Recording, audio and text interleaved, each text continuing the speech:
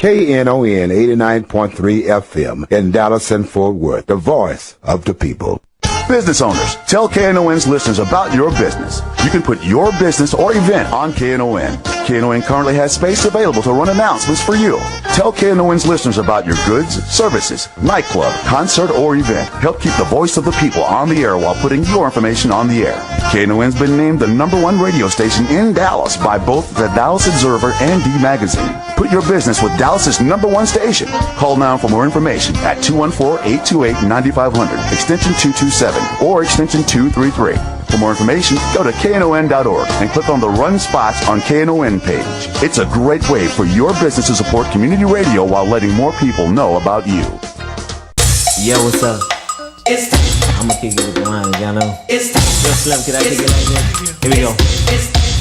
Well, it's time to make that change. People of the world today are fading. All of us have our ups and downs. You better think about it or you won't be around. What we need is a little bit of love, sent by one from heaven up above. Take a pity, it's simple and plain. This ain't no game, you know what I'm saying? What? It's time. Yep. Time to make the change. Here we go. We are the people who can do it. We'd like to say good morning. This is Church Information and Open Forum. I'm Marion Barnett, your host. We each and every Saturday morning from 7 to 9 a.m. right here on KNON 89.3 FM on your dial. Serving Dallas, Fort Worth, and all of North Texas area. Wherever you can hear us, we can serve you. And we got a lot of things going on this morning. We got a full plate this morning. Our first hour, we're going to hear about the summit of the education of African American students in the Dallas Independent School District. It will be happening April 5th and April 6th, and we'll be hearing more about that. And in the 8 o'clock hour, we'll be hearing from our brothers from down in Palestine, Texas. They're coming up to talk about a lot of things that are going on down there. We have racial strife everywhere, but they seem to be getting it together down there. They have a city council that's agreeing with them. They're not going to allow certain things to happen, but we'll hear more about the struggles there in Anderson County also. But right now, we'd like to remind you the Sensational Harmonizers. They're going to debut their album March 30th at 5 p.m. at the Macedonia Primitive Baptist Church located 8343 Bruton Road. All right, these Sensational Harmonizers, they'll be there. So we'd like to say welcome, and their guest MC will be Miss Frances Smith of KNON. All right, Frances, all righty. So we have a lot going on, but we also want to remind you next Saturday, we're going to have our big, great weekend there at Heavenly Joy Church at Bruton and Masters, where I pastor. We're going to be giving away barbecue galore. The best barbecue in East Texas is there, and the best in Dallas. I know some of y'all like to challenge him, but he is too much. He's too much. And when we start talking about barbecue, Donald Pearson is synonymous with that. Yeah, Elder Donald Pearson. He's tough. So come on by and have a good time with us. And then after morning worship on that Sunday, the biggest Easter egg hunt in Pleasant Grove will be happening right there at our church. So we're going to have a great time next Saturday, and this Saturday on the 5th and 6th, you're going to have your educational summit and join the Coalition for an Accountable System of Education, acronym CASE, and Mike Miles, Superintendent of Dallas Independent School District, for the summit of the education of African American students in the Dallas Independent School District at Friendship West Baptist Church. That's located at 2020 West Wheatland Road. We will have presenters invited, representatives from President Obama's office, Educational Excellence for African American Students. Participants will be Congresswoman Eddie Bernice Johnson, elected at state and local level. Other electees, politicians will be there, local school board members, and their target audience is you, parents, students, educators, ministers, community people, the target audience. So everybody will be there. Everybody will be there April 5th and 6th at the Friendship West Baptist Church. With us this morning right here in the studio on the microphone is Dr. Roscoe Smith. He is the case Chief Educational Officer, and you can get him at Smith Roscoe at SBCG Global at .net or 972-741-8213. Now, I didn't murder your your website, did I? No, well, let me just say that Smith, SMITH, Roscoe, ROSCOE, at SBCglobal.net. That will get me every time. SBCglobal.net. Right, yes, sir. All righty. So it's coming up. The date change. We did announce that it would be yesterday and today, but y'all moved it up to the 5th and 6th of April. All righty. What are they to expect? What when the parents come out and other people in the community come out, what should they expect to hear from Case?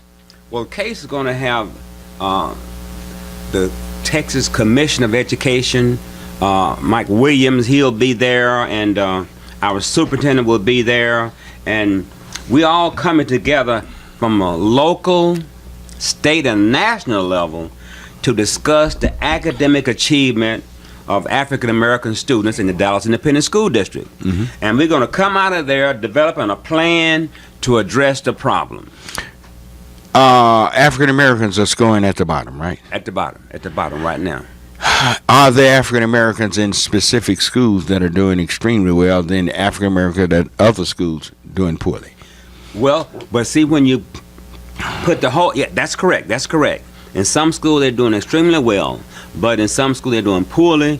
And so what's happening is across the district as a whole, African Americans are scoring lower than all other subgroups. As a whole? As a whole. Why? We discussed this a few weeks ago. What's going on? Why would we score so low? Our scores would be terrible when we used to be at the top. What happened? Y'all did any studies on what's going on? Why would this all of a sudden we would take a nosedive in education, something we need as much as anything here to survive on this planet? Why would we take a nosedive like that? Well, that's what this summit is all about. See, we are calling the people from the highest offices in this country and right here in our local community. And what we found out in some study is that we are not only confronted by the achievement gap, but there is an opportunity gap nationally for African Americans. And so that study's out there. We've been working on it. But Dr. Smith, yes, we had an achievement gap when we were doing well. There have always been an achievement gap in America for us. We were always poor overall. Yes. Low-income families. Right. Sometimes we come out of homes 10, 12, 15 children. Right. You know what I'm talking about. I know. We would for some reason back then, when those families were large, a lot of kids at home, it seems like there was more stability, more teaching of the basics of life, and we seem to have had just a more aggressive attitude toward education. It was something, once we came along, we who grew up, I grew up in the 50s, 40s, 50s, 60s. By the 60s, it was stay in school and get a good job, or stay in school, don't drop out. James Brown, all of them used to make songs about don't drop out. Yes. And we didn't. We went to school. But we were still poor, but we still were achieving. What happened? Well, I don't know a lot of the books talk the same thing about you were saying about low-income families. You're talking about low-income communities and things of that sort. But we want to say that boys and girls from low-income communities have always achieved high. Some of our highest achievers in this country and other countries come from low-income families. So the point is, when they write the books, they blame the victim For the crime. for the crime. They blame the victim, and so that's what we are here about. And we want to help set the record straight. We want to make sure that our kids know that they can. See, because if you think that you can't, then you won't even try. They've got to know that they can, and some of the most outstanding people on planet Earth came from low-income families, came from single-parent homes, and they just came from low community rates. Okay, one thing I didn't mention, and I left it out on purpose. Discipline. Discipline, yes. Is discipline the problem? Well, that's what we're gonna be doing at the summit. We at the summit we're gonna uncover everything, okay? Because we know and we hear some people they tell me that, well, you know, our children are not disciplined at school sometimes. But you know we're gonna look at this whole thing. I mean, we're not gonna just look at discipline or just at. We're gonna look at everything. We're gonna because there's no reason for this to be happening, and so we want to make sure that we can do all that we can do to put a stop to it. Well, this is a group that's y'all are seasoned. I won't call you old. Y'all just seasoned, and have a lot of wisdom, a lot of skills, a lot of experience. Right. And I think you're holding somebody. Someone told you this 40 years ago. You would have been saying, "No way." You would have thought we would have been far farther down the road than we are now, somehow. But we're the real issues, the roadblocks. Your general superintendent will be there. Yes. Will he? Do you believe he will work with you to remove some of the roadblocks that's in the way of education for our children? There are roadblocks there. There are things that are there, sort of trap doors that really seems to have allowed many of our children to fall through those trap doors and through cracks and different things like that. For bright minds to get just tainted and contaminated, just for some reason their mind is not on their curriculum. Are y'all going to ask him to address this? How will he address this? Yes, he will address it. He will talk about where we are, where our boys and girls are academically in this school district, okay? And then once he talks about that, so how low they are and how they compare with other subgroups, then he's going to talk about the kind of initiatives that he has in place to address it. To help our boys and girls to come to the top. You see, he wants our boys and girls on top. You see, because what happens is that as long as our boys and girls are scoring low, that keeps the district down. He wants the district to be a high-scoring school district, one of the best in the whole United States. So he'll be there, okay? And then our Commissioner of Education is going to be there. You see, what's happened is there's the suburbs. Some of our boys and girls move in and out of the suburban schools, see, twice a year. You see. Well, now, when they leave Dallas and go to the suburbs, let's be honest, they're taking the problem to the suburbs. You can't escape a problem just by moving geographically. A person has to move their thinking, their whole mode of life. If you don't think and don't study in Dallas, you're not going to do it in Cedar Hill. Yes. You're not going to do it in Plano. Yes. You're just moving the problem from one place to another. So I think what educators need to do, my own personal opinion, all of them in this area need to get together and lock down a system that no matter where a child moves to, they're going to get a good education. It will be demanded from them. And if they don't get a good education, I don't believe in social promotion, never have. Yeah. I think that hinders a child. Yeah. I think if a child is given a good education, say, early years, yes. All right, I'm talking about, say, 5 years old and up. Right, yes. 4-year-olds, they need to be nurtured still, but 5-year-olds, they need a good education. And by the time they reach the 3rd or 4th grade, they're on fire. And I can't see how anyone could not really validate that, although we got a Congress now that's really that y'all gonna have to deal with also. Yes. And Brother Obama, his representative, when he come, I know y'all got to talk to him about that. Yes. What's going on in Congress? Well, we've talked to him about it, and you see, he has an initiative in his office, for achievement of African American students. And so what we are saying is that at the highest levels, it's been identified, and they're doing studies, and that's where we get a lot of our research.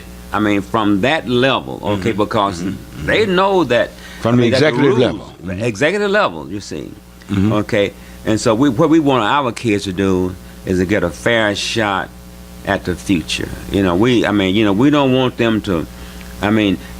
Regardless of what zip code they live in, what their skin color is, the size of their bank account, we want them all to get an equal opportunity and a good education. They do that. This country owes them this. Well, I talk to so many teachers. I know a lot of them. Seemingly, once they get into their late 40s, they seem to be burnt out now. They say there's no discipline that can come in the classroom. They spend over half the period just trying to gain order of the classroom, and many of them, I know many of them have retired and just quit and gave up.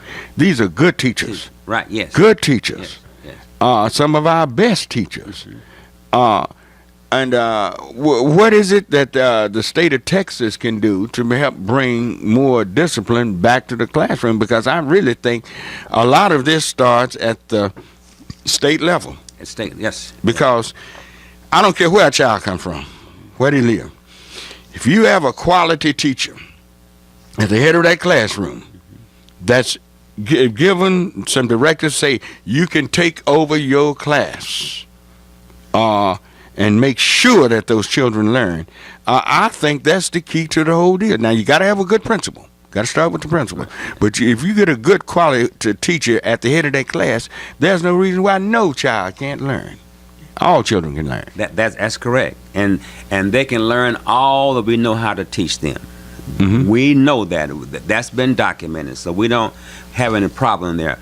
Well, at this summit, some of your highest gurus in that area of early childhood education, the ones that were sought out all over the state and over the nation, Dr. Rosa Sorrell, says she's going to be moderating one of those panels. Okay. And then in the panels, we're going to have top people. Now, didn't Dr. Sorrell write much of the curriculum back in the 70s for DISD? Yes, she did.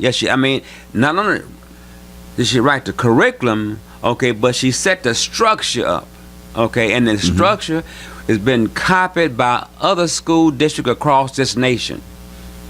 Most of the United States, were doing good, got their report right out of Dallas, Texas. Right. That was back when Dr. Nolan Estes was here. Right. Yes. But now, what happened? Did we get away from it? Is that one of the problems? We got away from a top-notch curriculum that could really help our children? What happened? Well, this is one of the things we're working with the superintendent with. And Dr. Sorrells is there, Mary Lester from mathematics, and Dr. Dolores Seamster. Is that to identify what's seen to be like and what our boys and girls need. Okay, and that early childhood education, the reading, language, arts part, and the mathematics at that early level, that's a great need. And so we meet with him quarterly. We have a quarterly meeting with him, and we discuss our concerns and work to cooperate with him, because we want our boys and girls to do good. All right. If you just joined us, this is radio station Knon 89.3 FM on your dial. And we're talking with Dr. Roscoe Smith. We're talking about the Summit of the Education of African American Students in the Dallas Independent School District, which will be held April 5th and 6th at the Friendship West Baptist Church. We're up against a short break, and we'll be back in just one moment. You can call a guy who abuses women a lot of things, but you cannot call him a man. A man doesn't hit women, ever. A man doesn't raise his daughter in a household of abuse and doesn't let her think abuse is acceptable. A man doesn't let a woman suffer or leave her to live her life in fear. I'm Troy Aikman, and I'm a man saying no more. Men, join the mayor's rally against domestic violence on March 23rd at Dallas City Hall. For details, go to DallasMenAgainstDomesticAbuse.com. Dallas J. Spivey Productions presents the Gigantic Gospel Concert 2013, featuring some of the gospel artists like the Rance Allen Group, Dr. McKenzie and the Highlights, George Dean and the Gospel 4, Lee Williams and the Spiritual QC, Tim Rogers and the Fellas, Little Roy and the Revelations. Saturday, April 13th at Friendship West Baptist Church, 2020 West Wheatland Road in Dallas, with the Rance Allen, Dr. McKenzie and the Highlights, George Dean and the Gospel 4, Lee Williams and the Spiritual QC, Tim Rogers and the Fellas, and Lil Roy and the Revelations. Saturday, April 13th. Doors open at 3 p.m. Show starts at 4. Tickets at ticketweb.com. Friendship West Baptist Church and J. Spivey Productions at 877-291-1918. Would you help a word to burn? This is Sonny Boy Mark, and I'd like to take a minute here to tell you about over 60 minutes of great blues listening available now on KNON's Texas Blues Radio Volume 5 Blues CD. This is some great stuff, folks. 15 tracks from the Two Tones, Blues Boy Bo, Buddy Whittington, Andrea Dawson, Kirkland James, Sonny Colley, Johnny Red and the Roosters, the Chris Watson Band, the Rough Cut Blues Band, Jeff Stone with Charlie Love, David Millsap, Sir Loin and the Ass Kicking Machine, Michael J. and the Paul Bird Band, and JJ and the Detonators. The 1,000 copies we made are selling fast, and we won't reissue it. Get yours now at Forever Young Records in Grand Prairie, Record Town in Fort Worth, and in Dallas at Bill's Records and Rewind Music. The CD is available as a download at cdbaby.com. All proceeds benefit KNON, sponsored by Forever Young Records. Vinyl copies available at Forever Young Records only. For more info on Texas Blues Radio Volume 5, visit knon.org. Your ears been bending for some blues? Well, feed them the real thing with Texas Blues Radio Volume 5. R&R Productions presents the Sensational Harmonizers album debut. Saturday, March the 30th at the Greater Macedonia Primitive Baptist Church, located at 8343 Bruton Road in Dallas. Featuring the Southern Sons of Memphis, Tennessee, Reverend E.J. Lee and the Rapturers of Dallas, Kings of Harmony Plus One, Minister Israel Davis, and the new outstanding gospel singers from Fort Worth. Guest MC, Sister Francis Smith. Doors open at 4:30, program starts at 5. Tickets available at Forever Young Records in Grand Prairie and Bill's Records on Lamar in Dallas. For further information, 214-275-7560 or 214-375-8151.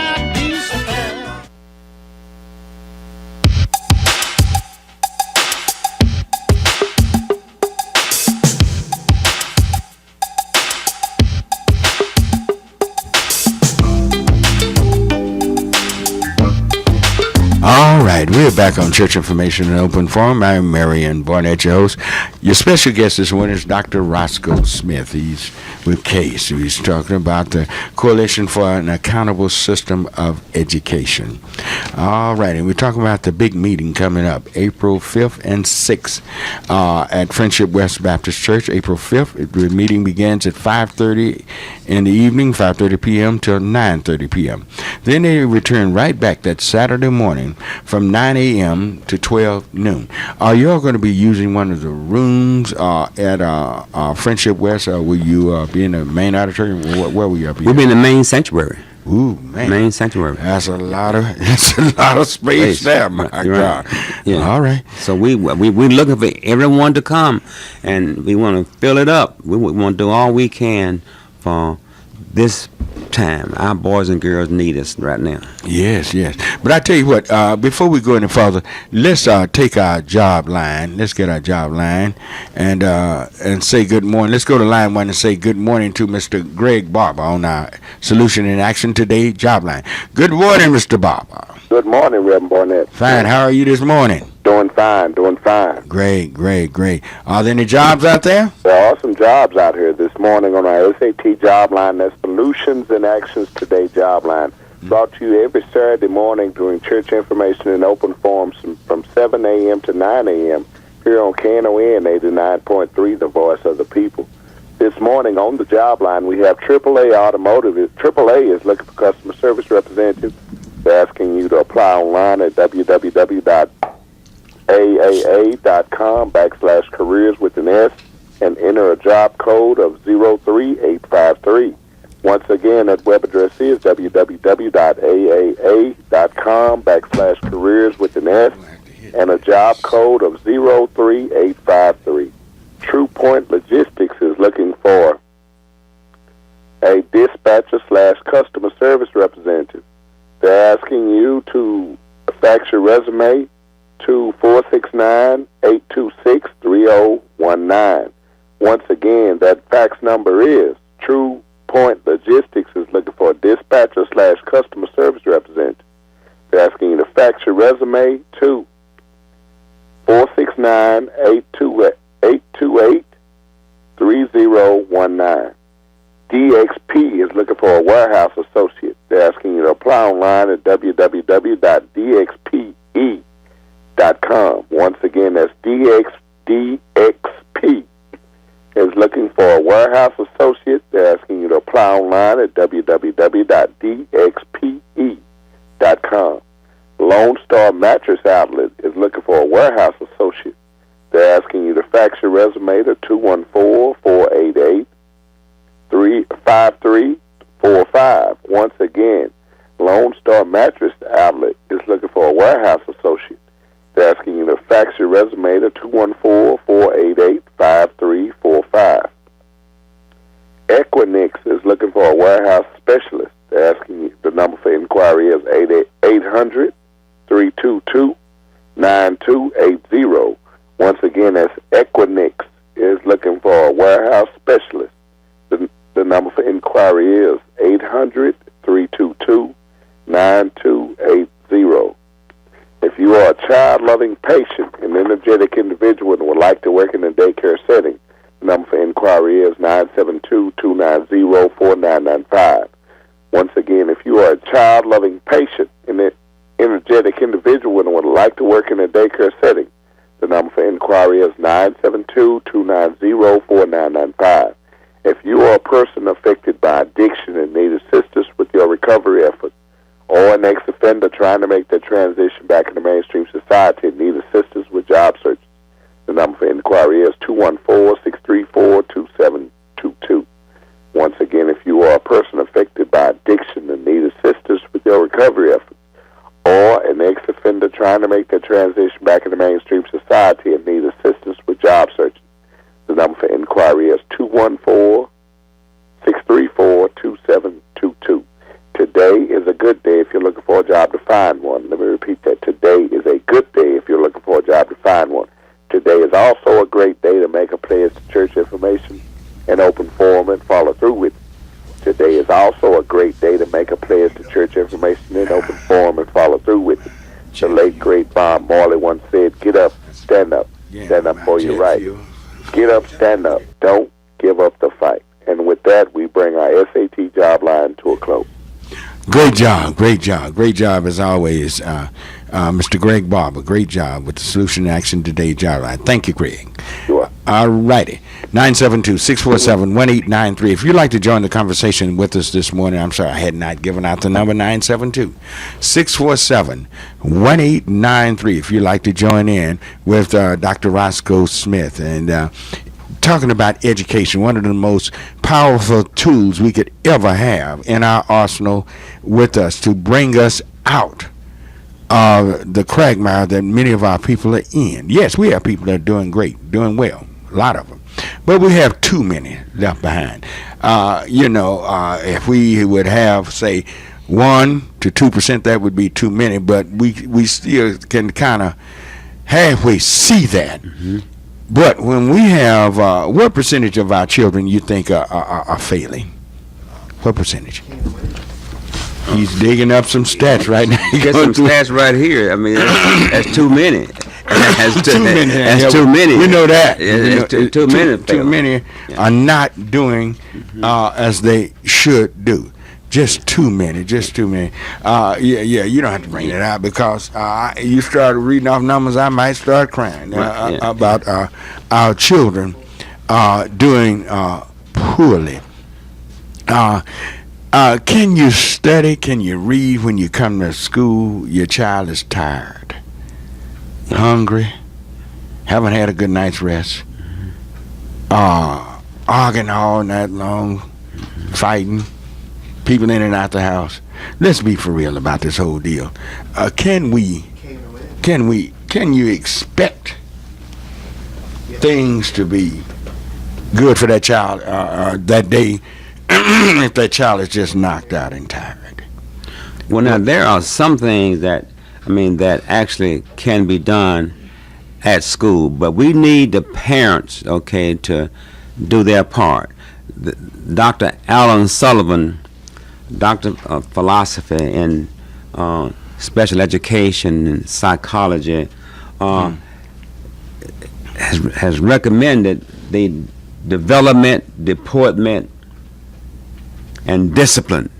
We don't want to talk about school without discipline. We have to have discipline, and of course, Dr. Alan Sullivan is our guru in that area.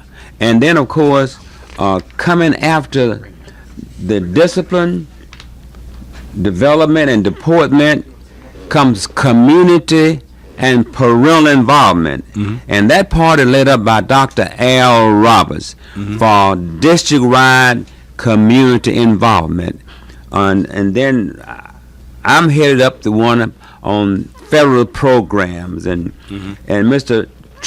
Melvin Traylor, good principal, is headed up the one on school-based community and parental involvement. Not cutting you off, but Dr. Traylor and his wife, I know, she taught at Mark Twain for years. Yeah. These were some, they are top-notch educators, but I hate to see them leave the district because we lost, and they were still young. Mm-hmm. Yes. When they left, people like them left the district so young because I think a lot of times, I can't speak for why they left, but many of the teachers told me that they just, the classroom was just, there was no parental support. In fact, there was parental hostility toward our educators, and nothing can survive when it's divided like that. There have got to be some rules and regulations and guidelines to make sure that we keep these good teachers, great teachers like we once had. I saw Mark Twain go from the top all the way down. Yes. I saw it. Yes. And my children were there when it was at the top, and by the time my baby finished, it was drop. It wasn't real bad at the time, but it had gotten bad. I hear the principal out there is doing a great job to pull it back up. And it's just so much that educators have to deal with. But y'all going to have to really be on it to get this thing really going. I'm just be honest about it. And you need all the support y'all can get. All the parents need to come out and hear what's going on. Yes. Thank you so much. We are asking for them because we don't want to do one part deal. We want to do the whole thing, and so that's why we're not only just talking about reading, math, and arithmetic and that kind of. But there's some social things. Social things. We're talking about discipline, right? Deportment, and then we also talking about parental involvement. You see, and community involvement. We're talking about businesses. Adopting schools, right? And stuff like that. So, and these are the things that can help, because these parents go and shop at these particular businesses in these communities, and these businesses don't put anything back into those community schools. All right, let's go to our phone lines. Let's go to line 4 and say good morning to Rob. See that he's a suburban principal. Good morning, Rob.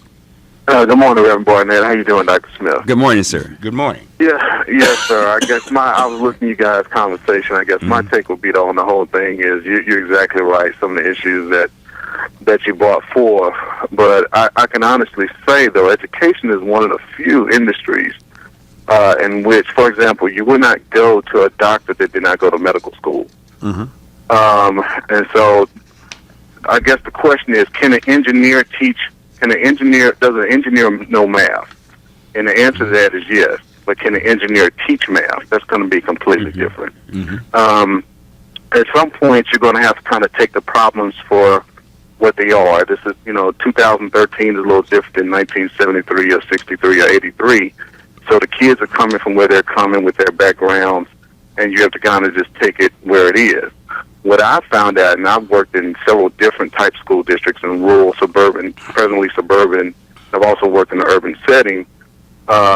A lot, especially at the suburban level, the school districts kind of more centered around the teachers. It's more of, are the teachers happy? What about the culture? And if you work in the business world, if you're not productive, they move you out. And I noticed there was a big do with the superintendent in Dallas. Looking from the outside, looking in, I mean, I presently like some of the things that he's doing. And I know you have a lot of educators that have been there in the district for many, many, many years. But the bottom line is, if they're not effective, they're hurting children. You have, if I'm not doing my job, move me out. All right? And so the bottom line is, are you effective? And you have a lot of teachers. Unfortunately, we do not have a lot of African-American and Hispanic people going into education anymore.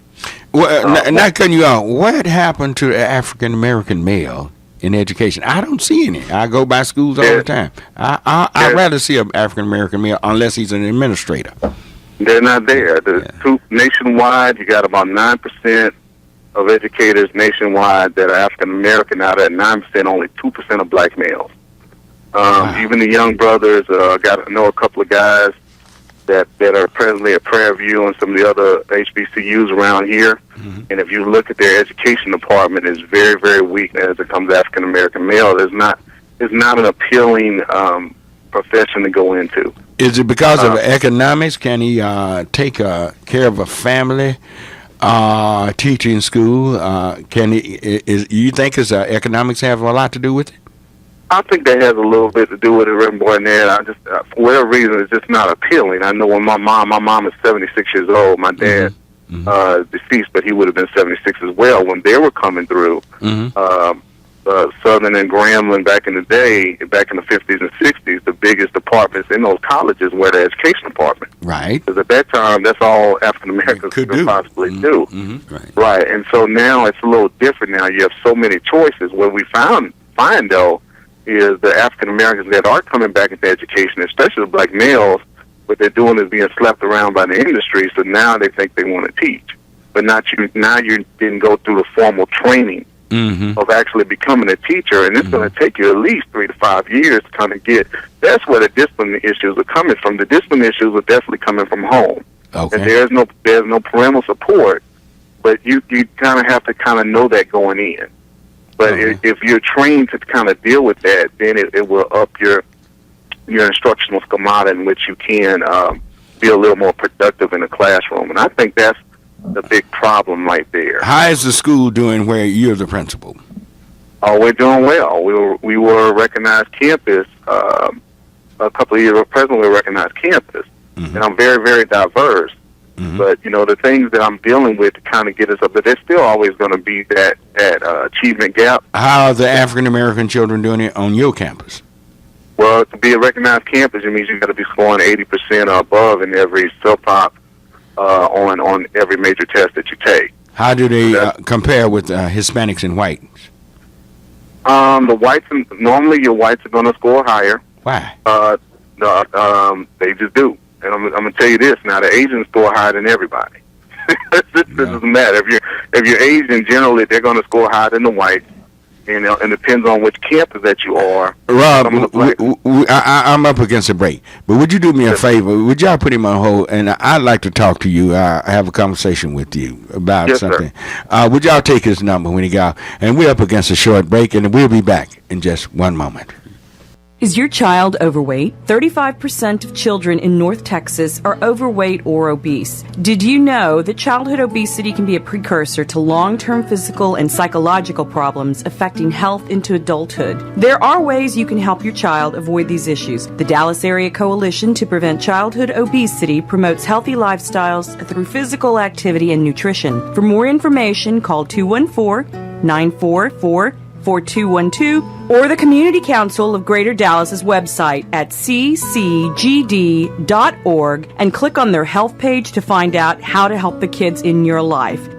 The Eat Like News second annual Easter egg extravaganza will be taking place Saturday, March the 23rd from 1 p.m. to 5. There will be live music from local artists and Dr. Bill Blair Jr. and the Easter egg hunt for children. The Eat Like News second annual Easter egg extravaganza will be held at the William Bill Blair Jr. Park located at 3000 Municipal Street in Dallas. This event is sponsored in part by Speedy Cash, New Leaf Family Church, Citibank, and the Cochran Law Firm. For more information, Sherry Kristen, 214-909-0830. That's the second annual Elite News Extravaganza, Saturday, March the 23rd from 1 p.m. to 5 at the William Blair Jr. Park in Dallas. Kiki Friedman's Man in Black Tequila presents the 4th annual Knon Fort Worth Blues Fest this Sunday, March 24th at the Live Oak Music Hall in Fort Worth. This year's lineup stars Holland K. Smith with special guests Buddy Whittington, Larry Lampkin, Trainwreck featuring Reverend K.M. Williams, Washboard Jackson, and Jeff Stone, the Michael Lee Band, Robert Johnson Soul from Austin, Jackie Don Lowe, and Kirkland James. Doors open at 3 and the music starts right away. The event will be hosted by Blue Lisa. There will be food available courtesy of the Live Oak Music Hall. We'll be raffling off a custom Knon guitar from Kona Guitars. Tickets are on sale now at knon.org, Forever Young Records in Grand Prairie, and Recordtown in Fort Worth. The beautiful Live Oak Music Hall is located at 1311 Lipscomb Avenue in Fort Worth and is a non-smoking venue. That's the 4th annual Knon Fort Worth Blues Fest starring Holland K. Smith with special guests Buddy Whittington, Larry Lampkin, Trainwreck featuring Reverend K.M. Williams, Washboard Jackson and Jeff Stone, the Michael Lee Band, Robert Johnson Soul from Austin, Jackie Don Lowe, and Kirkland James this Sunday, March 24th at the Live Oak Music Hall in Fort Worth, sponsored by Kinky Friedman's Man in Black Tequila, available now. It's going wrong.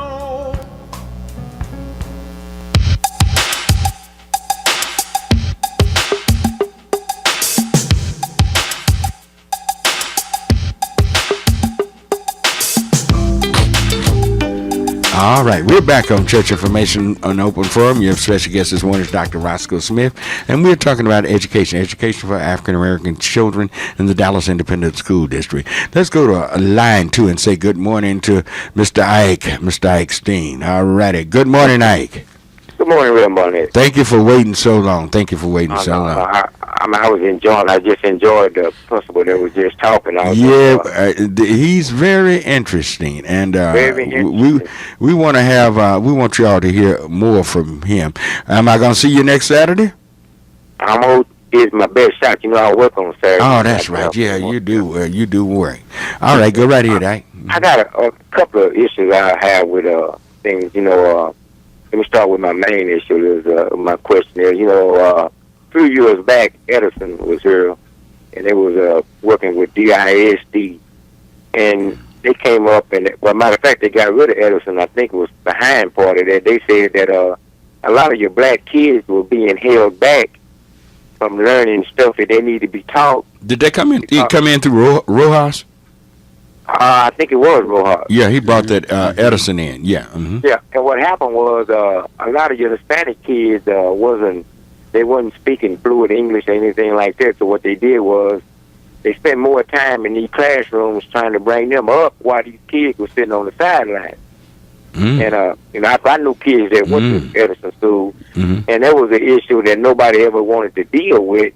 And here about a couple of years ago, the issue came up again, and some of the educators was in denial that this was going on. So I'm not trying to, start a war between the races, but we have this kind of thing going on. And I know teachers too. Matter of fact, I know Mr. Grill over there at he's the principal over there at Mark Twain. I got a grandson to go to that school. Yeah. Is Mr. Grill bringing that school up? Mr. Grill, he is doing a fantastic job. Good. I've heard that. I've heard that. Matter of fact, on Wednesdays, what he does is he has what they call dress up day, when he like for the young boys that participate to dress in nice white shirts, slacks, and kind of bring them up to how the dress code and stuff like that. But it's one of the issues I have with. See, they've been in so many schools now in Dallas that some of them are geared towards the Hispanic, and I'm not trying to be racist, but these new schools have new computers and new equipment, but our old schools, they're not upgrading. You go in there, you got a whole lot of computers that don't work, and they can't be wired. Yeah. See, the last bond issues we had, I was on both of them. And a lot of those schools can't be wired, but the new schools can. And those new schools are in certain areas where those kids there will get a better shot from Jump Street because of the age of some of the building structures that are left in certain communities. Right. And like you said, one of the biggest problems we do have in school is discipline. Now, when teachers cannot, and administrators can't discipline a child, see, discipline is, we had an issue here, right here in Dallas, where they had a real high number of African-American kids getting suspended from school and getting these tickets. And when you ticket a kid, you're ticketing the parent. Kids don't have jobs to pay tickets. So when there's a lot of things going on that's punishing the parents, and you got some good parents, and you got some bad parents, like anything else. And my last thing is, I was reading about this kind of like an academy for principals that I think the new superintendent Mike Miles has going on, where he's got people coming in, going to this academy to be principals, and they're moving out some of the older principals they say that's not performing very well. Well, I'm just wondering why they didn't, in any industry, when you bring in modern technology, even in the mechanic industry, you have to send those mechanics back to school to upgrade them to what the new cars are. Why they didn't try to train some of these older principals, experienced principals, and bring them up online to where they want them to be instead of training replacements? So that's my comment, and I'm going to let somebody else talk. All right, thank you for that call. Thank you. Mr. Smith, re-educating old principals rather than bringing new ones in. What do you think about that? Yes, well, that's a personnel issue, and I do want to say we do want everybody to be fair with everyone, and that's our take on that. And of course, if this superintendent is doing something that's good for our kids, we have to look at that. But the main thing, we want it to be fair. We don't want it to be just something that's arbitrary. Okay. All right, 972-647-1893 is the number to call. Let's go to line, what is that, line 3, and say good morning to Tony. All right, good morning, Tony. Good morning. How you doing? Fine. How are you this morning? All right. I'm good. I want to make a comment. I read several books about the New York public school system in the late, after the Great Depression. A lot of the teachers who couldn't get, a lot of college professors could not get jobs at universities. And what they did was they taught at the local level in New York. And New York benefited from that talent pool because, and when I say this, I'm talking about the Jewish community. And what happened was you had the Jewish community who benefited from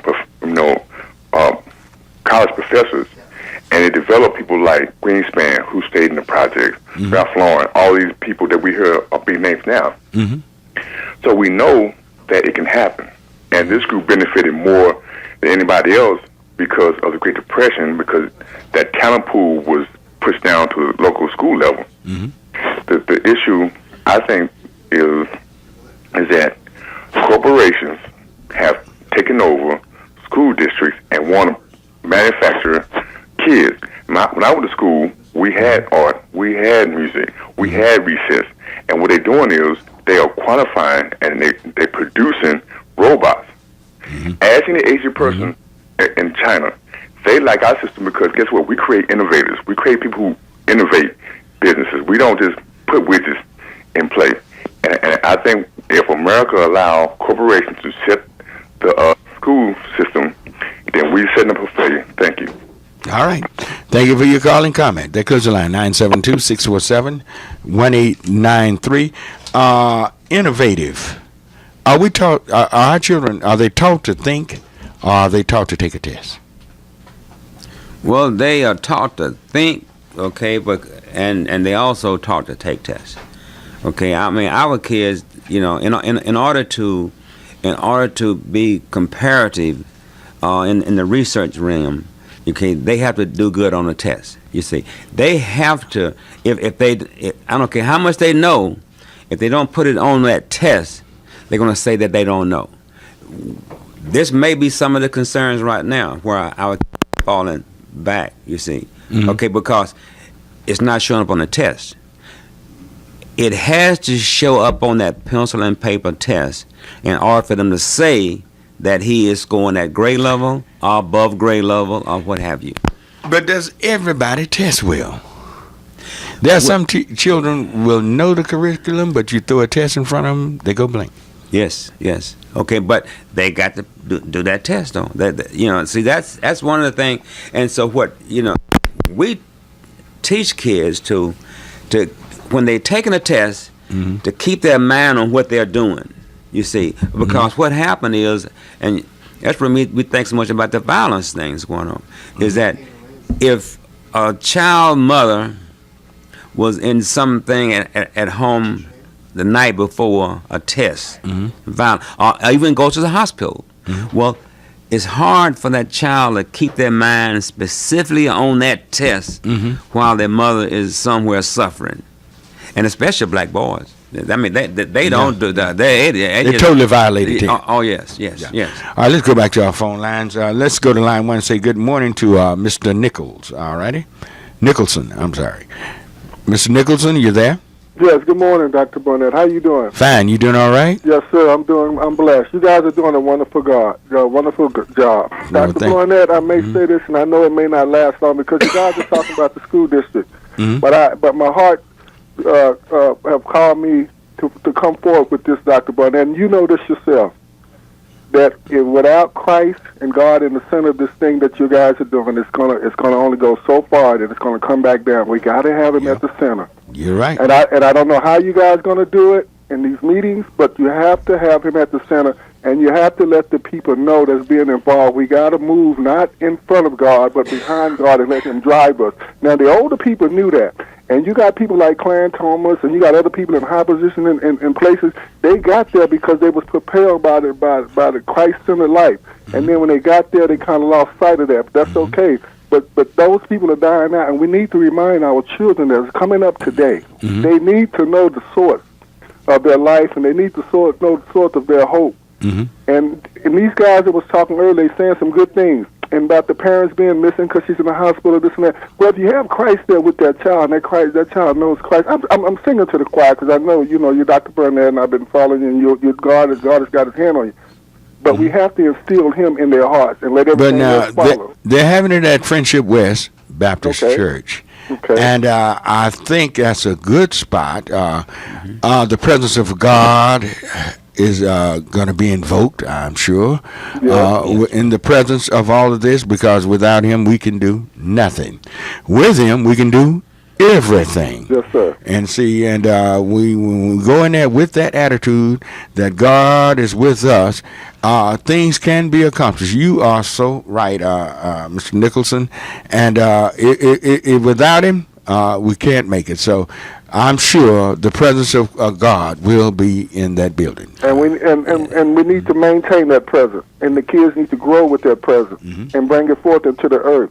Okay, we thank you. This is one thing we need to talk about also, and that is that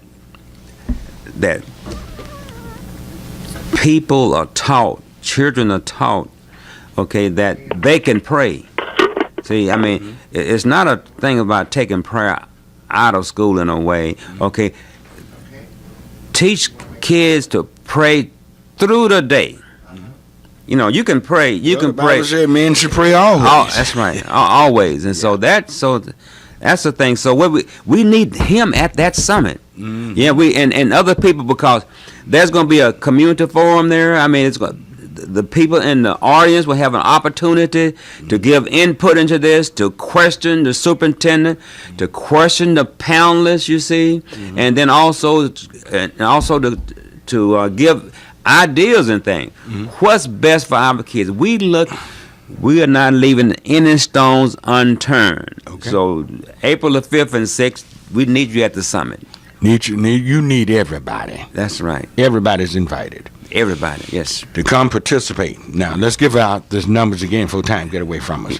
The April 5th at 5:30 p.m. it convenes, correct? That's correct. It will last until 9:30 p.m. 9:30 p.m. All right, you will return the next morning, April 6th. That's right. All right, this is, it will start at 9 a.m. 9 a.m. And will end at 12 noon. That's right. All right. And bring your children now. I mean, you know, we have... Children are invited. Yeah, children are invited. You know, we have for those who are too young to understand, we have rooms for them, I mean, where activities will be going on. I tell you, I got a call on 3. Bring me up 3, number 3. All right. Good morning, Ms. Foreman. Good morning. Fine. How are you this morning? I'm blessed, thank you. Yes. Go right ahead. We just got our time. Go right ahead. I apologize for not hearing the first part of your show. Excuse me, but I just wanted the opportunity to remind people that taking the leaders of the schools out without an opportunity for them to excel is wrong. I don't know these principals personally, but I do know that they have not had an opportunity to excel under the leadership of Mike Miles. I'm asking the public, excuse me, I'm out of breath, but I'm asking the public to show up at the board meeting on Thursday night at 5:30 to express their concerns. African American children are suffering in DISD. We know that. That's why there's a summit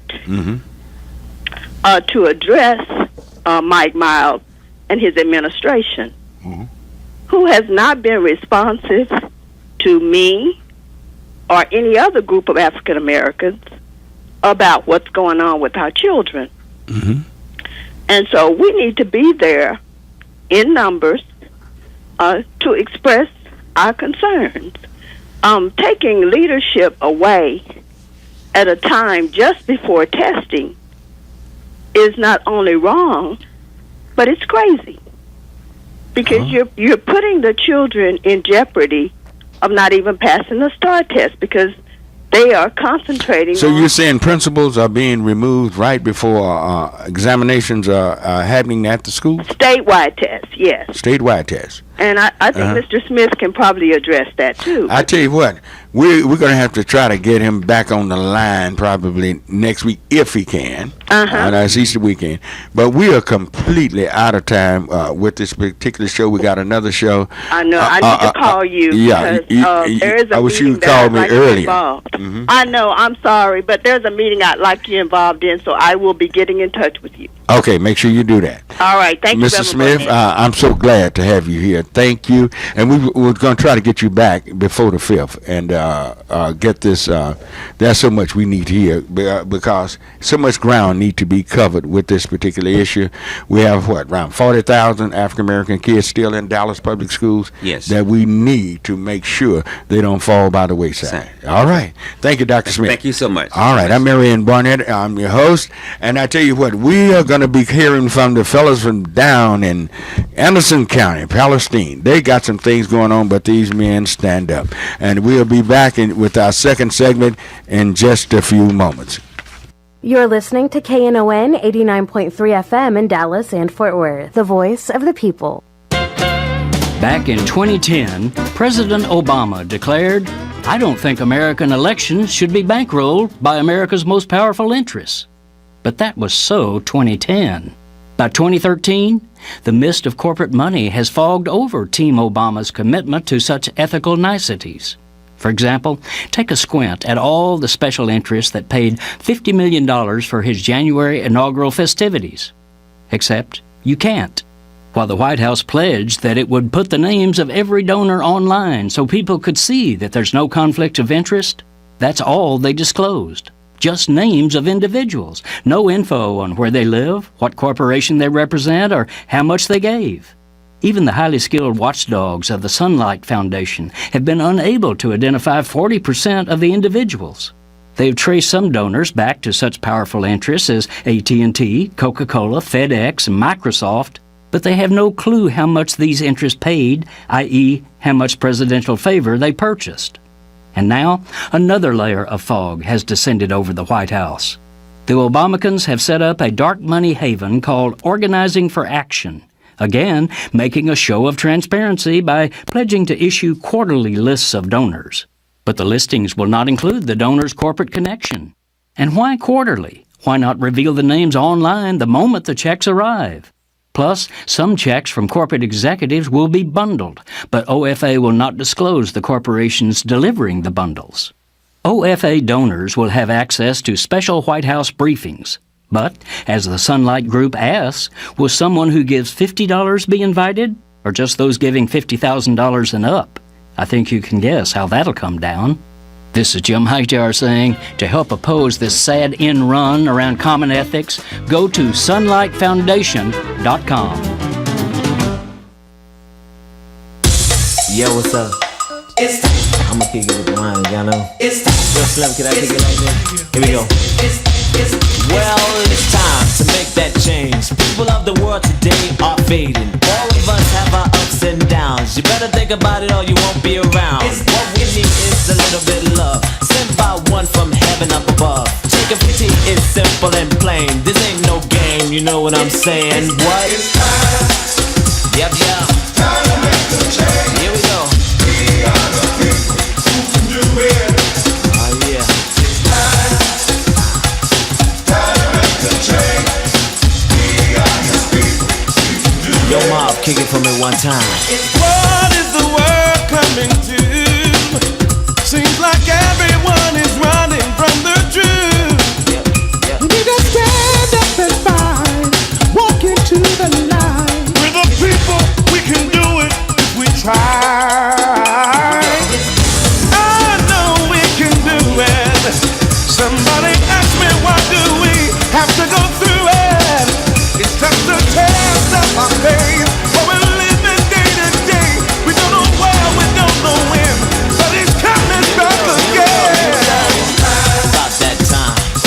Time to make the change. You know we are the people who can do it. Choice is up to you. It's about that time, y'all. Time to make the change. We are the people who can do it. Yo, Mob, kick it for me one more time. Diseases are spreading mighty fast.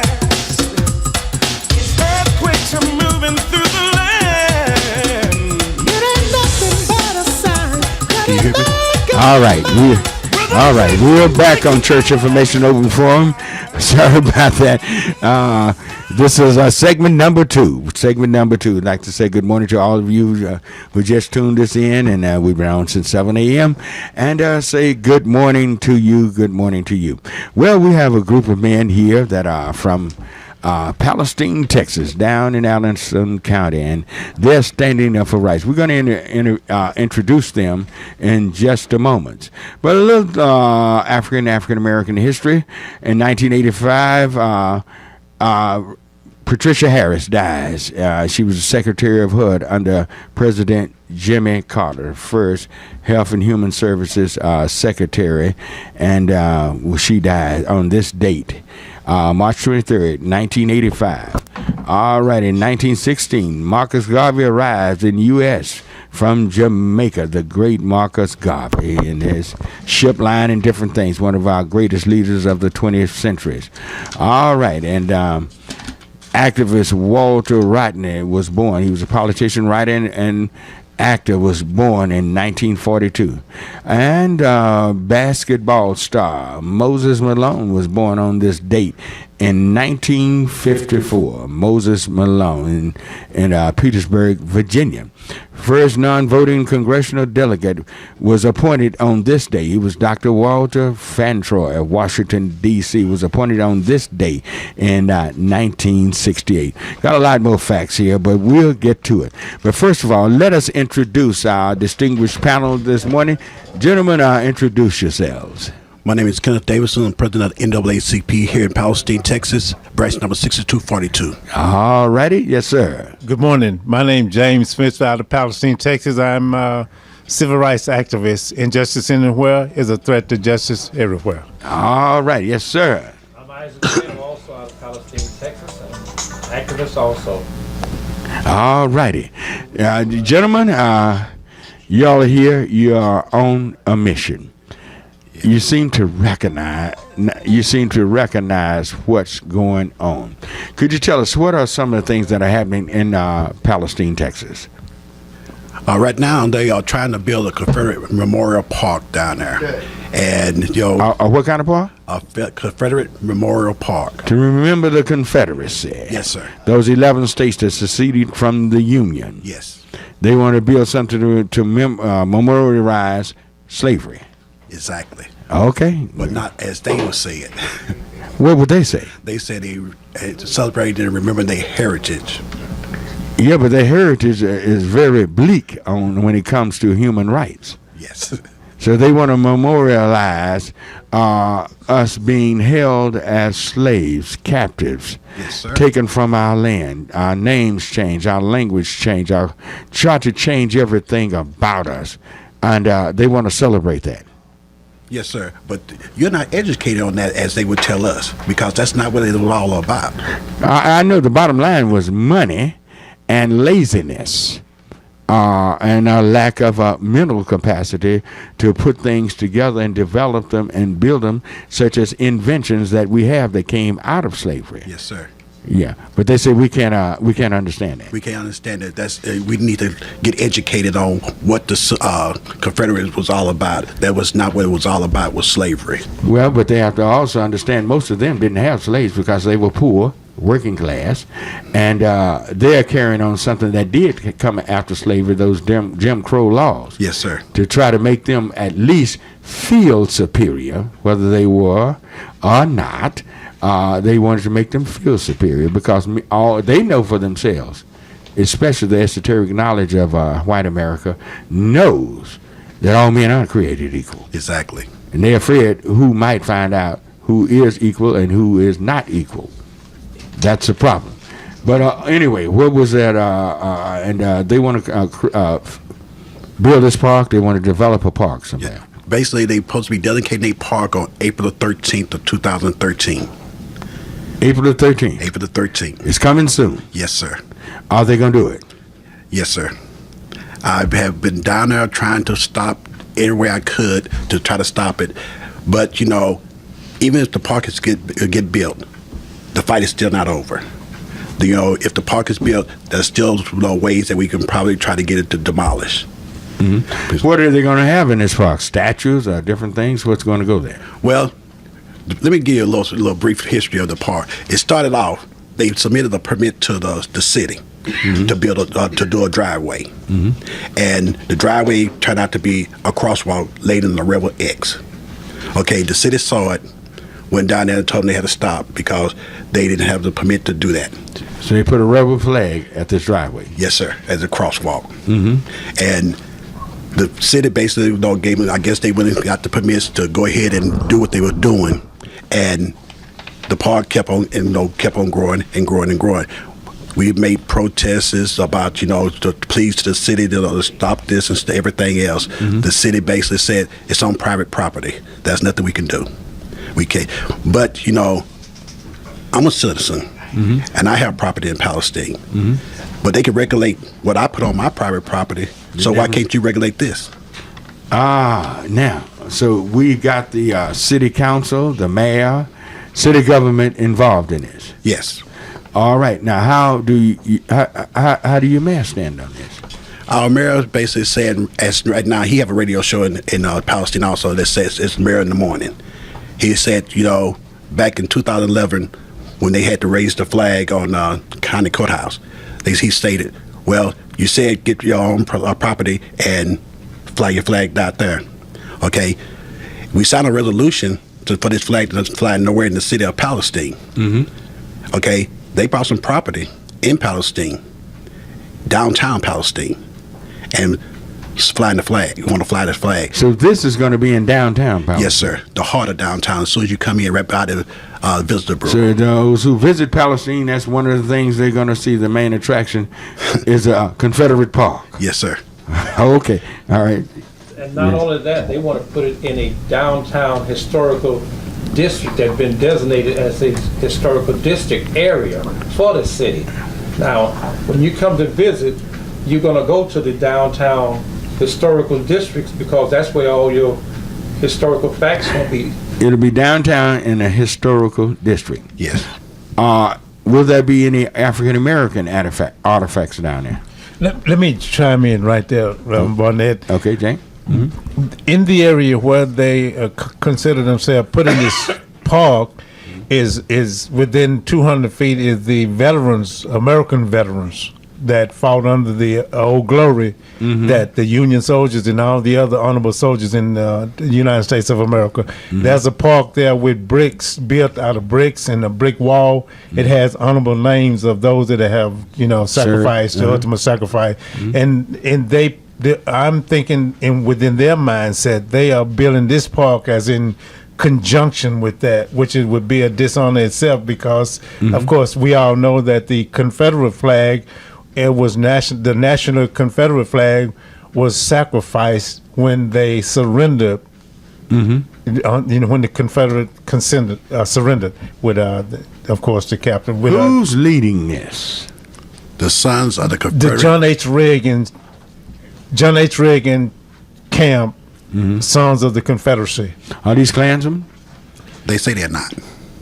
But they have the mentality of yes. Klansmen. Yep. Okay, yeah, and some probably are secretly in the Klan. Now, what will be your mode of attack against this? What do y'all plan to do? Right now, I'm waiting on approval from the NAACP to do a demonstration rally the day of the opening of the Confederate Park. Mm-hmm. And we was hoping that people from Dallas, mm-hmm. all parts of Texas would come in and help us join in on that because, as they say, we need to let everybody know that we are not going to stand for this anymore. Are you planning on taking this to court? That's one of the processes we are looking into right now also. Mm-hmm. Yes, go right ahead. I want to say, just introduce yourself again. Isaac Wynn. Yeah, okay. And we basically we went through the whole steps of trying to avert this from going to the point where they're going to actually have it to open. We've been dealing with city council. We've been trying to get our other folks in the city involved in seeing it that we don't want to have this in the city. Now, we just had a Dogwood parade last weekend. Mm-hmm. Now, the Chamber of Commerce, which is the businesses in the city, they all wanted to. The city chamber decided that they were against the idea of them being in their parade. They said they were not about division, mm-hmm. and so if the city chamber can see that this is a divisive group, we asking our city council members and anyone else to have the compassion that the city chamber chose to say, hey, we don't want this kind of business in our city in 2013. This is a divider. This is not a uniter. And we were saying that we are supposed to be uniting all people. It's not black, white, Indian, whatever. It's everyone. But this is definitely not in no way possible to be a. Let me give a update on the history of what actually took place. The Sons of the John H. Reagan camp, Sons of the Confederacy, along with the Daughters of the American Revolution, the Davis, Jefferson, Reagan, Davis camp, visited the Anderson County Commissioners Court. And in that process, they submitted a resolution seeking for the county to allow them to honor April as Heritage and History Month of the Confederacy. So now, what? In this process, Reverend Barnett, what they didn't do, they didn't let the Commissioner Court know that they wanted to fly the flag at the courthouse staff. They didn't put that in there. So the county commissioner court was bamboozled into saying, okay, we'll let you honor it. And they didn't ask questions about this? Apparently. There should have been some questions. Yes, sir. What are you up to? Let me ask let me state this, sir. Also, when they got ready to do that, the day I found out that they were going to fly this flag on the county courthouse, I called the district judge, the county judge. His name is Judge Johnston. Okay, when I spoke to him, I told him, this would be divisive and be very detrimental to the community. Basically, in so many words, he told me that no matter what you say, what you do, the flag would be hoisted at 8 o'clock on the 4th. This is your county judge? Yes, sir. So to say that he didn't know, I beg the difference. Because if you're going to give me an education in my history, that day I talked to you on the phone and told you I was going to have the news media and everybody there to see this and be there for that, that basically let me know that you knew what was going on. You knew what was going to happen. Okay, but then you thought it was just going to be a local media where nobody really got to see it, but the little Palestine area. Okay, but I brought in Channel 4, Channel 11, Channel 8 to come down there to broadcast this. Okay, it went nationwide. Okay, then he also that day he said, then he come back and say, okay, I didn't know it was going to be this kind of mess. Yes, you did. I was trying to explain it to you on telephone. You gave me a history lesson. He thought he was going to pull that mess over you and get away with it. Exactly. But you stayed on the top of the walls of the city. Now, when we see what's happening down here in Palestine, you gentlemen are standing up. Y'all are fighting. Is the black community with you? Quite a few of them are. It's just, basically the word haven't really got out all the way to the word I heard that was few. Well, now, yes. Let me... what about the black preachers? Now let me on the black preachers. Now let me mention the black preachers. Now there is no black ministerial alliance in Palestine. A pastor I was with 4 years back, he tried to get one started. Mr. Charlie won't allow it? What's going on? Hey, Mr. Charlie must have the strings on the ones that's there that's sitting around and won't let one come together. But there is a movement now with a few pastors that want to go ahead and start a ministerial alliance. I was working with pastors trying to get one started for the new year. Say, look, why don't we just get one started in 2013? Now, I started getting names of pastors and ministers back in October, November, and I gave it to one of the pastors that wanted to see about getting one started. Well, this pastor was from the city, had left the city for about 30 years. Now he's back. He said, I'm going to call the folks. Well, preachers I gave them the names and numbers of, they hadn't heard from him. So another pastor's picking up the mantle now and going to run with it. He's a younger guy. He said when he came, he wanted to have the older preachers in the area to work with the young ones and invite them in and show them what they should do. These fellas are just scared. Hey, brother, they got the stripe running down their back. Yes. And Rev Barnett, and the masses follow these fellas. That's exactly. I tell you what, we're up against a a short break. And if you would like to join this conversation, call us at 972-647-1893 and talk with these men. It's happening in Palestine, but it's happening everywhere. Palestine is just standing up. These men are standing up for their rights in Palestine. All right, we'll be right back. Business owners, tell KNON's listeners about your business. You can put your business or event on KNON. KNON currently has space available to run announcements for you. Tell KNON's listeners about your goods, services, nightclub, concert, or event. Help keep the voice of the people on the air while putting your information on the air. KNON's been named the #1 radio station in Dallas by both the Dallas Observer and D Magazine. Put your business with Dallas's #1 station. Call now for more information at 214-828-9500, extension 227, or extension 233. For more information, go to knon.org and click on the Run Spots on KNON page. It's a great way for your business to support community radio while letting more people know about you.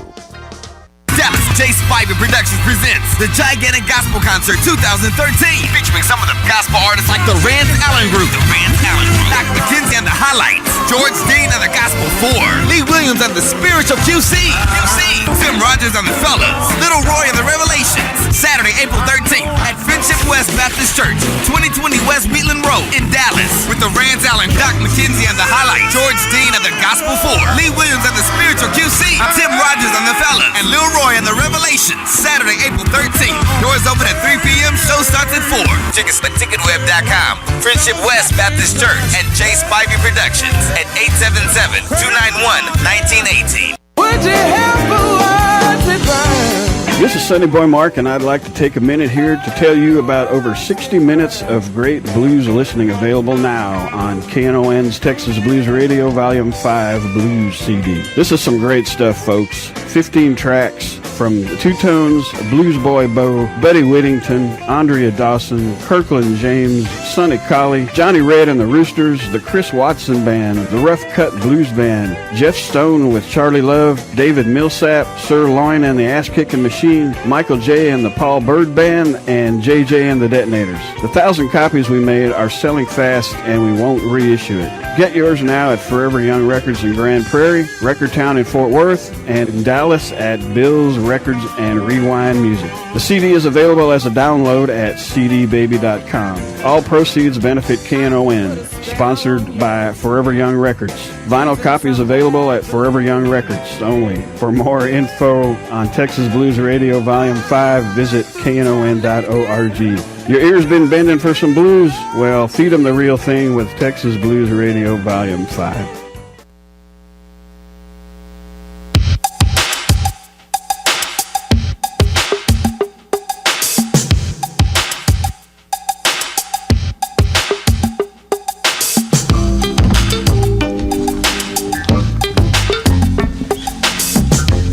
All right, we're back on Church Information and Open Forum. I'm Marion Barnett, your host. We have three gentlemen here in the studios with us, Mr. Davis, Mr. Smith, and Isaac Wynn. And Mr. Isaac Wynn. They're all from down in Palestine, and they're having problems that's not germane just to Palestine. It's nationwide, but they are just standing up for what they believe. They are standing up and getting things done, and they're fighting things that are going against us. You can call us at 972-647-1893. Let's go to Erica online. What is she on line 2? All righty. Good morning, Erica. Hello. Hello? Hello. Yeah, go right ahead. Okay.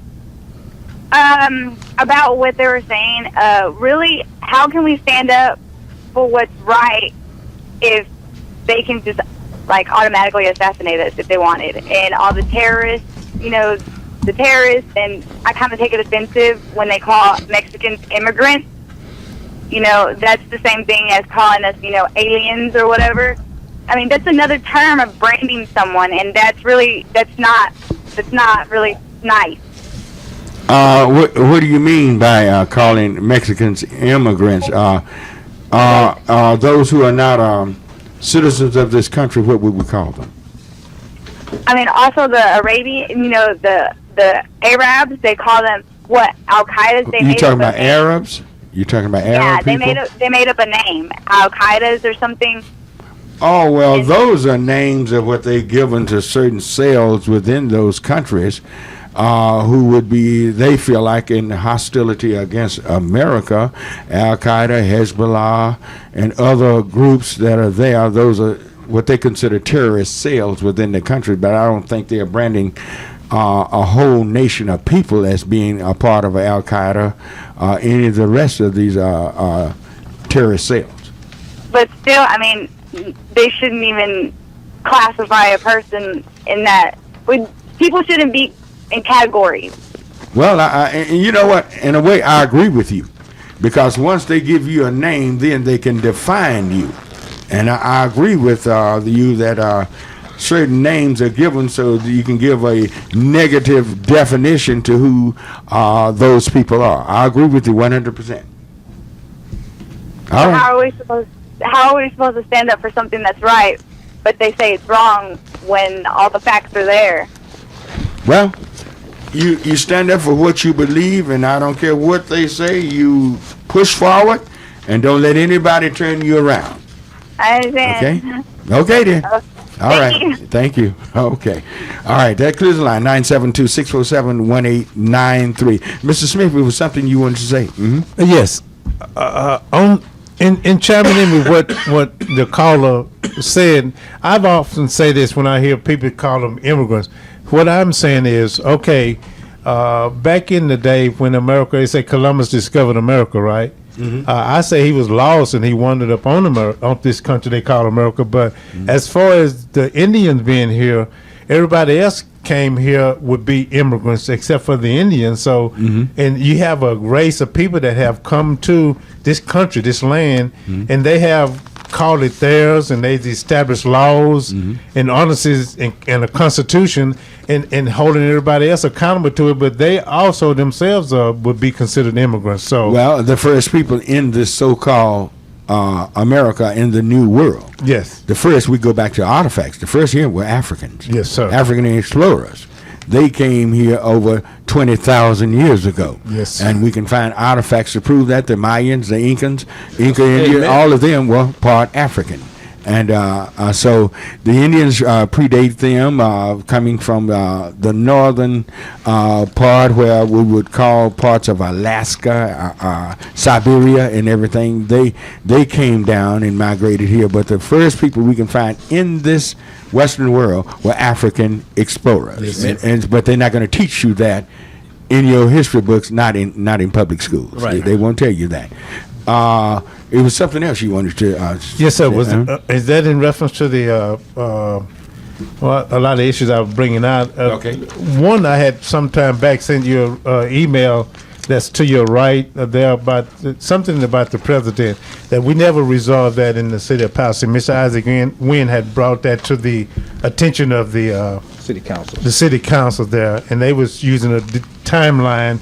They said it was no longer in use, but a lot of the names on that email there was police officers and even the Texas Ranger, and they all took sworn oaths to uphold the law, and it falls in line with like what Mr. Davidson here, this Confederacy. A lot of those people that we're speaking to, even the mayor himself says he has family members that has legacy of Confederacy in their family, and some of the other people. Yeah, I'm sure they all do. But these fellas don't have to carry it out just because it's in their background. In other words, he's saying, is it in his blood to be a part, have that type of thinking, or what? Yeah, I believe so. It's in his blood then, huh? But they say it's not. But, but what are you... so many things, like just like my mayor, I thought he did have our back. He was standing up, for us, with us on this situation. But when you get on, you say this is gonna be your last term, and you're going out of office, so you don't fell back into the good old boy situation. Okay, you was on the side of righteousness when you was running for office when you need the black vote, but now you don't need the black vote. So you have to live with your family members and everything now. So you basically, skirting the issue. Well, you said put it on private property. You said this and you said that. Okay, if so much I did say that, put it on private property. I did not say I would not fight to stop this flag going up anywhere. All right, Isaac. Let me interject again. when we was at this gathering when they was raising the flag, they said themselves, the Sons of the Confederacy said that we have land, private property out in the county, and we're going to erect us a 50-foot high pole with our flag. Now, I might have said it just like he said it. I don't care what you do out there. I just don't want to see it here in the city that I'm living in, downtown where I'm living. But Not now, even downtown, let me just the ask city. y'all what are the big stores, retailers, grocery stores in downtown Palestine? There's no stores no big stores downtown Palestine. It's all on the outside. You know, we have basically a local little merchant shops downtown because it's old, antique like stores. So they moved outside. Yes, sir. Walmart came in. Let me go right here. Reverend Barnett, this flag controversy also has at stake when these people, let me say this, that we got word that someone in Tennessee, and by the way, that's what John H. Reagan is a native of, he paid Palestine, but someone in Tennessee owned this lot, vacant lot, that where they put this, trying to put this Plaza Park, and what they've done, they went to the city of Palestine to their code enforcement where you get a building permit. You got to change. And they went down. The thing is, they went down and asked for a building permit. And according to the report, Mr. Wynn has the documentation, I believe, they asked for a driveway permit. Now, subliminally, their intention was to build this Plaza Park, Confederacy Plaza Park, but they didn't tell them that. All right, do y'all know who owned this property? Yes, sir. The Sons of the Confederates of Nashville, Memphis, Tennessee. Who signed it? Who signed for it in Daniel Palestine? Dreyer. Daniel Dreyer. His son. Does he own a business there? No. He just everyday jobless. I know the family, but aren't there some businesses there? Yes, yes, sir. that's what that I want y'all to can touch on. start making white folk fight white folk. Well, we don't have too many black businesses in Palestine. No, I ain't talking about black business. I'm talking about a large white business that black folks don't need to go to. As I say, as me being a president of NAACP, I cannot start a bar count, which I would love to do right now, but I cannot start that. Now, the citizens What can. about selective buying? That I already have done that. I'm already doing that right now because as a citizen of Palestine, you can't tell me where I can go to do my business at. But I want to important one thing. We talk about this Plaza Park that they got going up. Okay, John H. Reagan already have a park in Palestine. Okay, it was built back in the 1800s, I think, and. Back in the day when I was growing up, and I'm like right now, I'm 52 years old. When I was growing up, this tell you I was born in 1961. We weren't even allowed to go to that park. It doesn't surprise me. It doesn't surprise me. You just 51. You're young. Okay, so that tell you how it was going on then. And so now you want to build another park honoring this man and the Confederate soldier. But also to that point there is that you got a tree. You got a big oak tree sitting on where this lot is being parked. Okay, being built. Okay, on the deed of trust, it states as long as this oak tree is healthy and surviving, you cannot cut it down. And the reason I'm bringing this up, if anybody knows, what do they say about an oak tree? Tall at that. Yeah. Is find the end man hanging from the tallest oak tree. Yeah. Okay. So that's the symbolic of hanging. Thank you. Yeah. And they tell us, but this is not to slap you in your face. This is not about hatred. How large is Palestine? Population a little over 18,000. So it's a nice size little town. Yes, sir. Nice size. Yes, sir. All right. And it's still stuck in the past. All right. 972-647-1893. I'll take a few callers. Who do we have next, Clint? Let's go to 2, 3. All right, Michael. All right.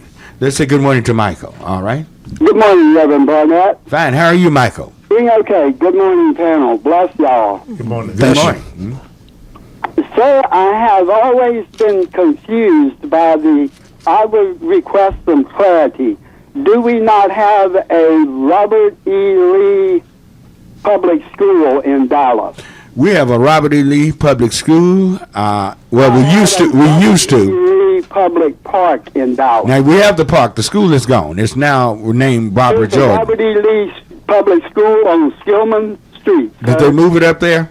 But I do know they had one at Keys. Institutional racism that I'm puzzled why we are not more vigorous in pursuing that than a 5 or 6 hour little temporary thing. I understand the thing in Palestine, but why are we not in Dallas vigorously pursuing the eradication of the Robert E. Lee Park? That is every moment of every day thrown in our face. Well, you about to make some people in Dallas nervous now. You coming on and talking that. Come on and join our fight. You going to make this city, this metropolitan area of 6.5 million people, you fit to make some folk nervous now.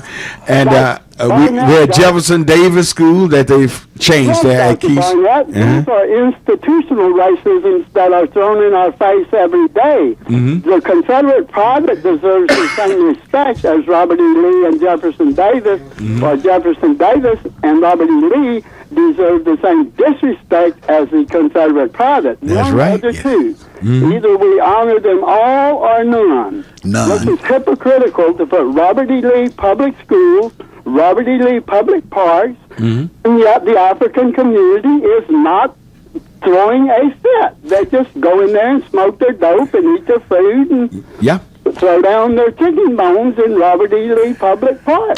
Well, here's what. Robert E. Lee Park. I understand that is an insult, that one day thing, but this institutional racism that the children, Thomas Jefferson, how is he still honored? Sally Hemings is, and now there's new documentation. There were 47 female African slaves that Thomas Jefferson took advantage of into the 1790s, after the Constitution was ratified. Well, now you can even go better than that. Let's go back to the father, George Washington. Do you realize the reason why there are less than 100 white people in America with the last name Washington? Because he was such a scandal about all the children he had by his black slave women that whites named Washington changed their last name. They were embarrassed at this. But these things aren't taught in history. But when we see that Robert E. Lee Park is in one of the richest areas, not only of Dallas, but on the whole planet, right there at what is that? Cedar Springs and what's coming up there? Oh, God. Lemon Avenue. Right there where John and Jackie Kennedy got sucked up. Right there on Reagan. Isn't that... It's right there in the Oakland area. It's there. He's there riding on his horse. His horse are all reared up and everything. But we never... See, they used to have, back in the 70s, used to have really rallies down there at Lee Park and different things about that. Yeah, Johnny Wolf told me about it. Peter Johnson told me about it. Well, I don't know. Peter Johnson, Johnny Wolf was down there. I was down there then. I don't remember them, but I know Johnny Wolf and Peter Johnson. But this was back in the early 70s, 71, 72, 73. And we had those rallies there at Lee Park, and some was mentioning pushing by taking the statue down and different things like that. And all these things, you're right. We either need to glorify them or we need to make sure they're gone. And I think the people here from Palestine have the right idea. They're standing up for what's right and what's good about America. Thank you for your call. All right. They close the line, 972-647-1893. Let's go to line 1 and say good morning to Robert. All righty. Good morning, Robert. Robert, are you there? Well, maybe that was Robert E. Lee. I don't know. Can I take his space? Go right ahead. Okay, yes, sir. Also, those of you that may visit Palestine, if you visit the John H. Reagan Park, there, and if you walk up to that statue, that monument there, if you will look at the back of that monument, you will see some of the things that John H. Reagan accomplished while he was in Palestine. And also there's an image of a soldier sitting at the foot of John H. Reagan monument. If you look on there. I'm looking at it. Yes, sir. If you look on there, on the front, he has a helmet on like the old Roman soldier used to fight with. If you look at the front of it, there's 13 stars with the dates 1861 through 1865 emblazoned on that helmet, and also on that embellished on his lap there is a flag, the Confederate flag with a broken staff, meaning surrender.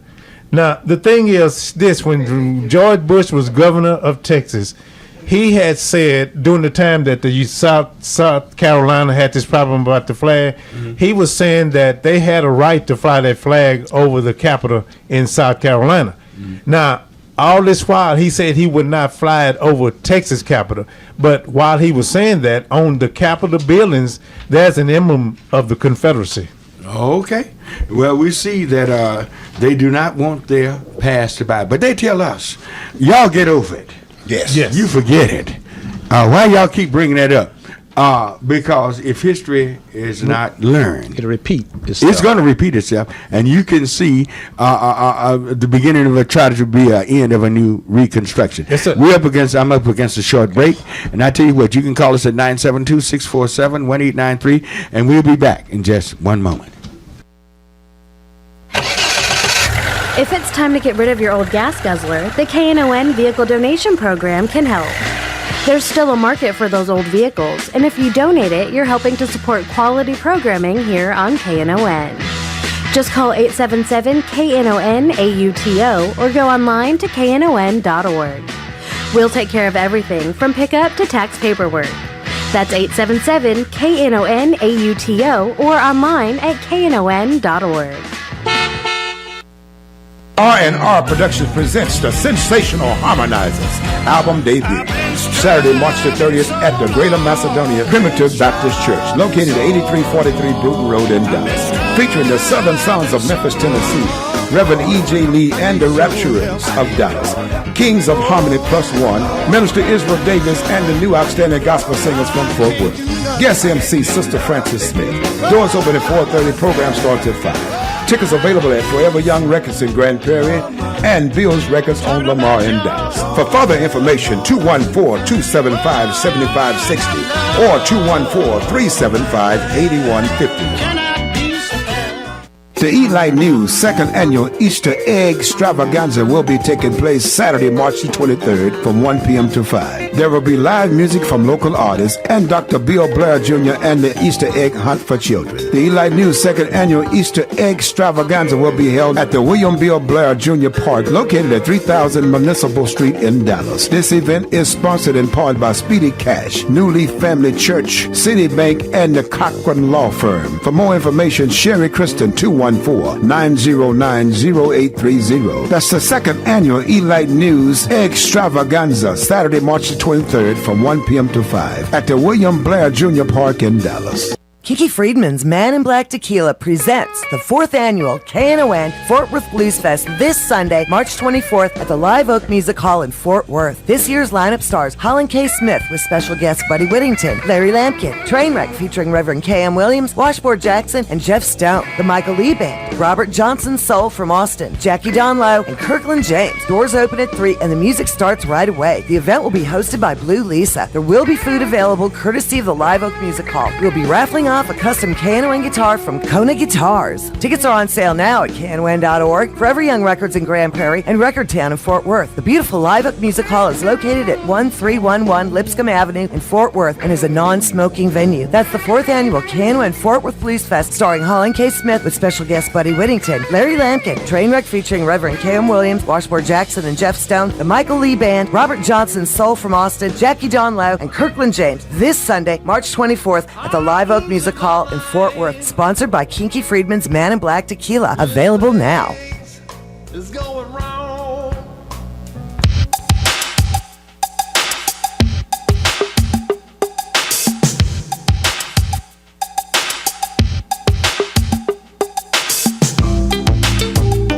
All right, we're back on Church Information and Open Forum, and we need our Cecil B. DeMills and our coffee brewer here. I'm going to let y'all in. This is the world's best coffee. I just don't know.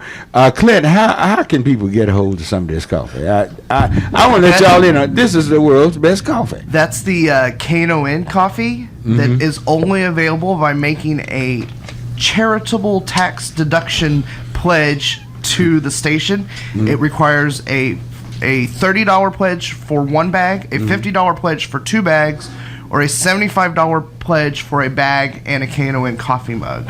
Wow, this is out of sight. It is y'all people. I'm not pushing it. Ain't nobody asked me to do this. But when Doc brought this coffee in here a few weeks ago, I had never tasted coffee this good in my life. And I've been drinking coffee for 60 years. So it is the world's best coffee. I've never had it. Pot by himself there. I drink a pot every Saturday morning. Yeah, that's one of our Doc's duties now, to be zooming across the hall get me coffee. But this is, y'all need to get a hold to some of this coffee. Who do they need to call? Who do they need to call? They can call up here right now, and I can take their pledge, or they can call Christian in the office during the week. During the week, call Christian. Yeah. 214-828-9500 extension 234. All right. Okay, you heard it. All right. And it's also available on the website via web pledge at knon.org. knon.org. They can get it off the web. Yep. All right. I kid y'all not. This is the best coffee on earth. All righty. Gentlemen, where were we right there? I think, James, were you what were you speaking about? Yes, about Johnny Tar Staples, representative from Palestine, Texas, and when Governor Bush was governor, they had a vote on the hate crime bill, and he was the caster's lone dissenting vote that voted no against passing that hate crime bill. And this was brewed out of the what happened down in Jasper, wasn't it? Yes, sir, it was James Byrd. And it was offered by our own state senator Royce West, was one of the co-authors of that bill. Yes, sir. And he was the only person that voted against it. Yes, sir. He was the only one. But now, what else did this fella do? Tar Staples, one of his family members, had some kind of association with African American and black in Palestine, and it, according to the news report, is in reference to a lawnmower. This black guy had purchased the lawnmower from him and took it to his property, to his home place out on the highway in Palestine. And while he was at home, this Tar Staples relative had 2 weapons he was armed with. He went to this guy's home residence and tried to take back this property from this guy for whatever reason, and a gun battle ensued. The black guy, I guess, fearing for trouble when he came outdoors, had some protection with him. I'm alleging it, but anyway, it was a gun battle ensued, and this white guy shot the black guy with one of those weapons, or both of them. I'm not on the full facts of it, but anyway, the black guy fired back and he hit the white guy in the eye. He has a blind eye, one of his eyes now, but when they went to court, as far as I know, this white guy is still walking around in Palestine, and I guess that's... Where's the black guy? He's dead. That sounds like deceased. And I heard also, right quick before Mr. Wynn to go, that when the EMS got there, they went to the white guy to help him first rather than the black guy. Do that surprise you? No, sir. No, all right. Okay. All right, Isaac. Yeah. Okay. I was just going to say now, if you think about the OJ just went to retrieve his... oh, God, how we get to OJ? But he went to retrieve his property. Now, nobody was shot, but look where he's sitting today. Now, here's a man that went to a person that supposedly had his property or didn't have it, but they say let the law take care of that kind of bickering if you have anything where you need the law. But we can think of a better example. Yeah, I know. OJ is a fool. Hey, brother. Anybody that got off the way he did, whether guilty or innocent, yes, sir, he was supposed to be tipping light the rest of his life walking in on America. Yes, no, he was a fool going over there going to take something, although it was his. But no, you don't do that, and they tell me he's catching it in prison there in Nevada. So I had just seen OJ the Friday before all of this happened. He was here in Dallas, and boy, well, that's another story, OJ. But anyway, let me ask on our plight down there in Palestine. I would like to ask any veterans that's been in the military that served in any branch. Now, you took an oath when you went in that you would uphold the flag of this country, which is Old Glory. Now, one of the things said that you are not supposed to ever fly any flag outside of your country flag on your American soil. Now, we know the United Nations is a separate place. Washington, D.C. is a district. It's not a state. So to fly the flags in those two places, and maybe at your state capital, if they decide. I only see the Texas flag and the state flag flying at your state building. Why would you want to have somebody to come and put all these flags of this period of history, which was a battle that was lost, to the victor goes the spoil? But now they're trying to make it where we are supposed to be subject to this. I'm asking that anybody that's a veteran would do whatever they can, try to make it there to support us, letting them know, call your congressmen or whoever, to probably put a law in the books to outlaw any flag outside of the American flag to fly on American soil, because we gave our lives for that. Yeah, but now we need to come together, fly the Black Liberation flag. Let's put it up. Yes. Let's don't just react. Let's be proactive. Yes, sir. And we can react to a major white business into Palestine. Selective buying. Yes. I tell you what, you start hurting that big man's pocketbook. That little flag, he'll go out there and tear that flag down, and they better not put it back up. There are ways, you fight fire with fire. Now, that's why I ask you all, how is the black community behind this? Would they selective buying process, would they be a part of it? Yes. They would? Yes, I say they would. You got the Trump in your hand, because the one thing he respects is green. All right. Amen? Amen on that. We ain't talking about no red, white, and blue. He's a hypocrite on that. Yes. But now you start talking green and cutting green off, everybody all hell breaks loose then, okay? And I got a thing to say about this park also. The park is built. It's going to be built on North Jackson Street. Within 100 yards or less is the oldest black funeral home in Palestine. If you buried your family today, you have to. If you go to the funeral home to view the body, to leave the funeral home, whatever, you're gonna walk out and see that Confederate flags flying in that thing. Not only one flag they want to fly, they want to fly five. Five. They're gonna rub it in your face. Yes, they're gonna make sure if you miss one, you got another one. And they 25 feet high poles for each one of them. And so that's why that's why I would love to ask, if you like you said, if you could hear my voice on April the 13th, 2013, from 9 o'clock to 4 o'clock in Palestine, Texas.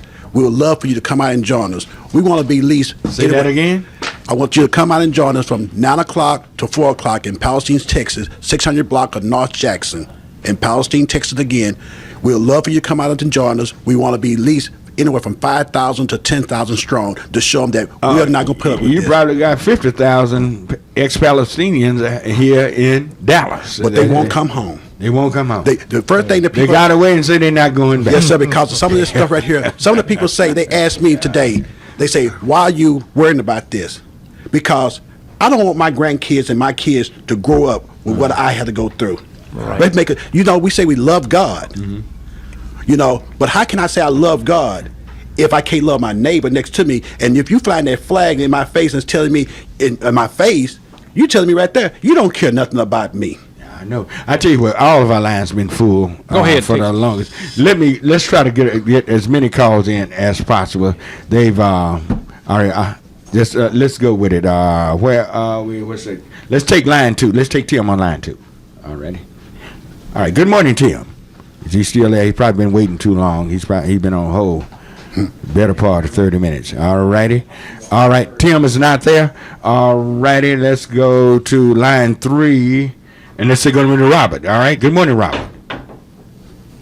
Is Robert there? He's gone. All righty. Let's go to line 4 and say good morning to Kenneth. Kenneth, you there? Everybody gone? Yeah, we'll be back. All right. Let's go over to line 1 and say good morning to Reverend Crenshaw. God bless you. Good morning, Reverend Crenshaw. Pastor Barnett. Thank you. How you doing? Oh, I'm doing fine. How about y'all? Fine. Man. You know, I really enjoyed this subject you're on this morning. Mm-hmm. But I have a cartoon here, and it talks about the trailer park. And they have these Caucasians, and then there's a lady. She has 2 babies in her arms, and one standing by, still standing in the door of the trailer. Mm-hmm. And they're doing a census. They said something, and she said, "Well, you'll have to come back because my daughter's doing it down there at the bar, you know, she's a pole dancer, and then my husband, he'd be real good to talk to, but he's in San Francisco with his boyfriend, and it goes on and on. Then there's a guy standing there in the window looking out. So I just tell you how America's going down. You know, this United States of America is going to be like Mexico soon, poor, destitute, and dirty. Global finance. Reverend, let's kind of, well, yeah, sorry. Yeah, okay then. We thank you for your call this morning. Yeah, okay. Let's go to line 4 and say good morning to Sydney. All right. Good morning, Sydney. Hey, good morning. How you fellas and gentlemen doing this morning? Fine. You doing all right? You got a hard act to follow. That wasn't cool. Yeah, all right. Okay, go right ahead. Yes, sir. We forgot about our governor. Yes. Terry, you know when they were talking about him when he was up there trying to run for presidential? Yes. Yes, And an they embarrassment. talked about his Thank ranch. you. Mhm. Yes. Let's talk. What about was that? him. What was that sign on that as he going in today? What was that? A ranch, a gun range? Yeah. Yeah. Okay. Yes. Yeah.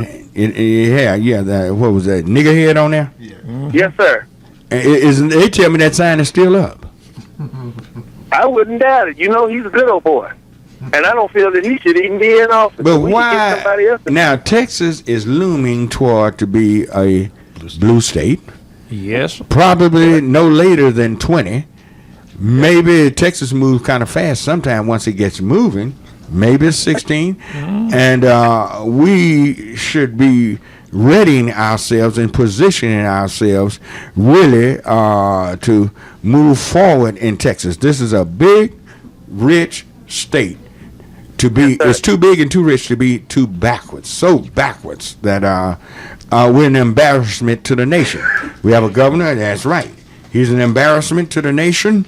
And I know white Republicans, they're ashamed of him. They will never tell you that. They're ashamed of him.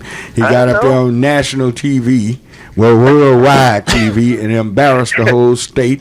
We always have taken pride as being a great state, the great state of Texas, and became a national embarrassment. And we're going to have to put an end to all of this foolishness. George Bush wasn't no better. No, he wasn't. That was the start. Well, man, well, that's tough. Yeah, but no, I think who's the worst, fellas? Bush or your present governor? Who was the worst? The president, Harry, he's the worst one, I think. 6 in one hand, half a dozen of them. They out of the same boat. The son was so bad, but Harry outdid him. Yeah. All right. We thank you for your call. Gentlemen, we are out of time. Anything y'all like to say? Y'all got 10 seconds each.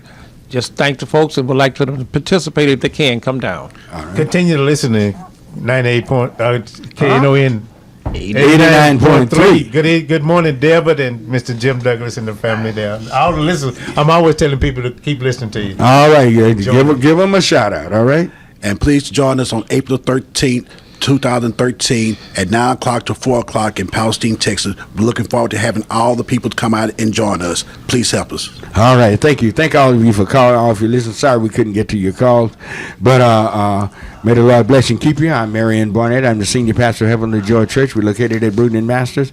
Remember, next Saturday morning, they're going to get some Donald Pearson's best barbecue in Texas, and we're going to be there. So you make sure you're coming out, getting ready to bring the family. And next Sunday morning, we'll be having the big Easter egg hunt for all the kiddos. So bring them out next Saturday and Sunday at Heavenly Joy, located at Bruton and Madison. Got to get out and got to run. Thank you, Clint.